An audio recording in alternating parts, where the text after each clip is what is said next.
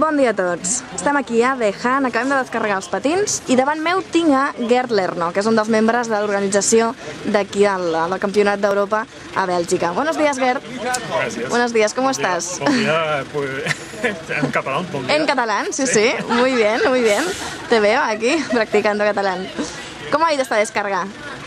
¿La descarga? patines? Sí. Muy fácil. Muy fácil ha sido. Con todos las ejercicios que nos dan como una ayuda.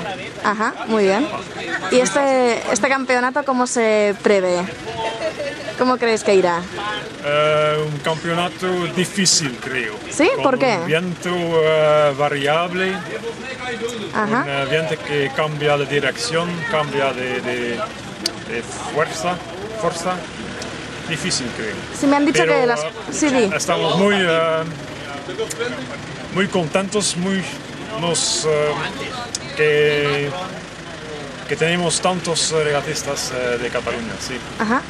¿Cuántos tenemos de Cataluña al final? ¿Los has contado? De los 14 juniores y unos 10 señores en sí. De acuerdo.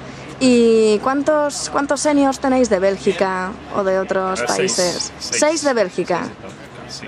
¿Y de algún otro país también hay? Una de Luxemburgo, un de Francia. Es un poco todo. Ajá. Y una cosa, ¿cuánto tiempo lleváis organizando este campeonato? ¿Cuánto tiempo tardáis en montarlo? Hemos empezado la organización en octubre, noviembre y la finalización en una segunda marcha en febrero y después los últimos meses la finalización, sí. Vale.